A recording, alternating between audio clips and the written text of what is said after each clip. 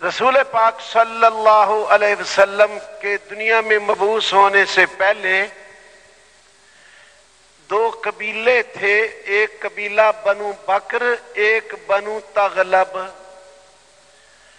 ایک قبیلے والوں کی اونٹنی دوسرے قبیلے کے باغ میں چلی گئی۔ باغ والا دیکھ رہا کہ اونٹنی آ رہی، اور آ کے اس نے درخت کے پتے کھانے شروع کر دیے۔ قاعدے کی بات یہ تھی کہ ایک دو ڈنڈے لگاتا واپس بھگا دیتا، لیکن یہ جاہلیت کا دور تھا۔ رسول اللہ صلی اللہ علیہ وسلم کے مبعوث ہونے سے 40 سال 50 سال پہلے کا دور تھا۔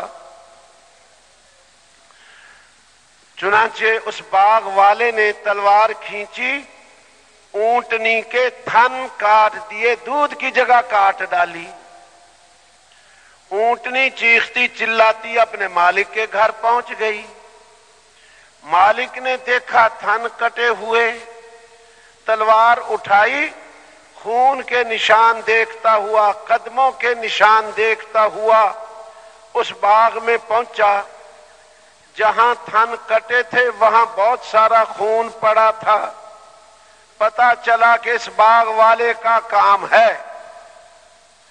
اب قاعدے کی بات یہ تھی، اپنے سرداروں کو جمع کرتا اور ان سے کہتا دیکھو اس باغ والے نے میری اونٹنی کا نقصان کر دیا، نقصان پورا کروا دو۔ لیکن اونٹنی والے نے ایسا نہیں کیا، تلوار کھینچی اور باغ والے کی گردن کاٹ دی۔ باغ والے کے بیٹے اور بھائی اور قبیلہ، ان کو پتا چلا ہمارا بندہ مر گیا۔ کس نے مارا؟ فلانے نے مارا۔ اب قاعدے کی بات یہ تھی کہ وہی اپنے سرداروں کو جمع کر کے کہتے کہ ہمیں خون کا بدلہ دلوا دو، تاوان دلوا دو، دیت دلوا دو۔ جو بھی فیصلہ کرتے بات ختم ہوتی، لیکن انہوں نے ایسا نہیں کیا۔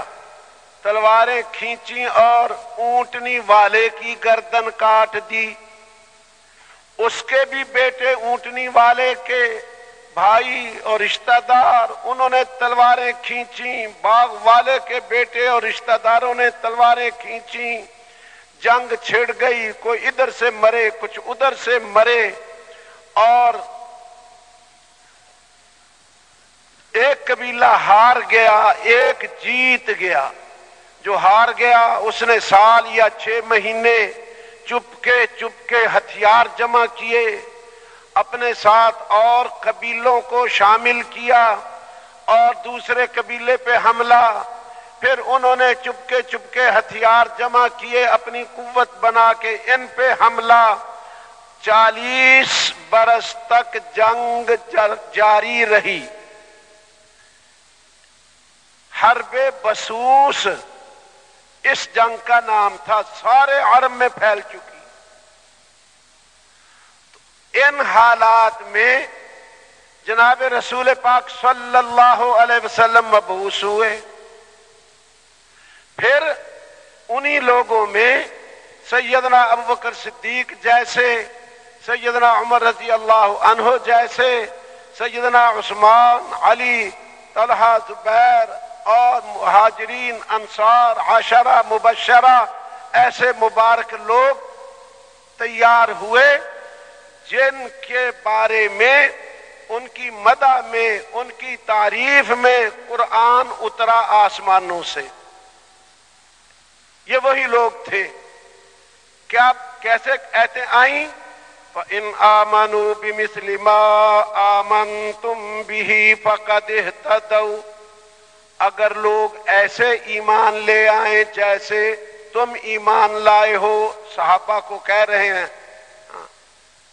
بِمِثْلِ مَا آمَنْتُمْ، جیسے میرے نبی کے صحابہ تم ایمان لائے ہو، اگر لوگ ایسے ایمان لے آئیں تو یقیناً ہدایت پا جائیں، فقد اہتدوا، یہ ان کے ایمان پہ قرآن اتر رہا۔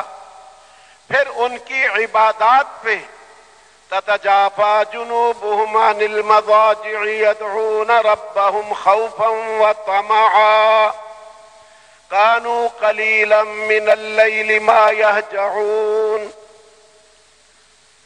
والذين يبيتون لربهم سجدا وقياما محمد رسول الله والذين معه أشداء على الكفار رحماء بينهم تراهم ركعا سجدا يبتغون فضلا من الله ورضوانا سيماهم في وجوههم من أثر السجود ذلك مثلهم في التوراة ومثلهم في الإنجيل۔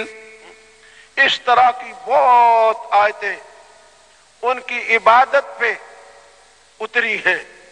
اللہ جل جلالہ تعریف کر رہا، یہ رات کو تھوڑا ہی سوتے ہیں، صبح کو استغفار کرتے ہیں، رات سجدے اور قیام میں گزارتے ہیں۔ اے مخاطب، تو ان کو کبھی رکوع کرنے والا پائے گا، دیکھے گا، کبھی سجدہ کرنے والا۔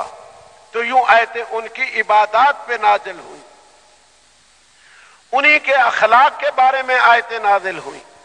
یؤثرون علی انفسہم ولو کان بہم خصاصہ، خود حاجت مند ہے، اپنی حاجت قربان کر رہا اور دوسروں کی حاجتیں پوری کر رہا۔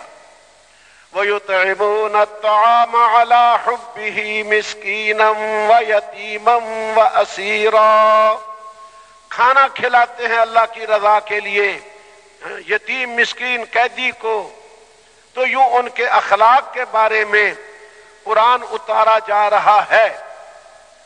تو دیکھنے والی بات یہ ہے ان حالات سے ان حالات پہ امت کیسے آئی، یہ ہے دیکھنا، دیکھنے والی بات یہ ہے۔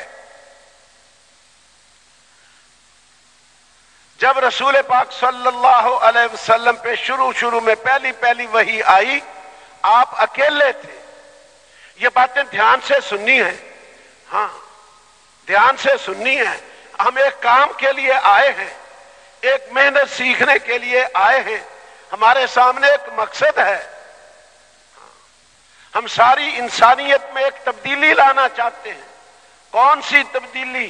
جو امام الانبیاء حبیب خدا حضرت محمد مصطفیٰ صلی اللہ علیہ وسلم لائے تھے، اور وہ تبدیلی والے احکام امت کو دے کے گئے۔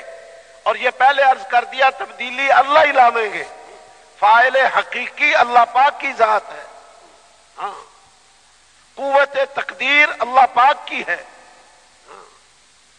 ہم تو اللہ سے مانگیں گے اور وہ طریقہ اختیار کریں گے جو رسول اللہ صلی اللہ علیہ وسلم نے اختیار فرمایا۔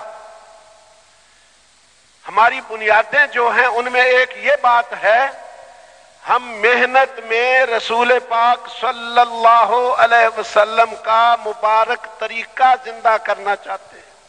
فقط محنت نہیں، اچھی طرح سننا ہے، فقط محنت نہیں، محنت پچھلی 14 صدیاں ساری ہوتی چلی آئی ہے، پھر یہ بے دینی کیوں آ گئی؟ پچھلی صدی 13ویں صدی، 12ویں، 11ویں، 10ویں، 9ویں، 8ویں سب محنت ہوتی آئی ہے۔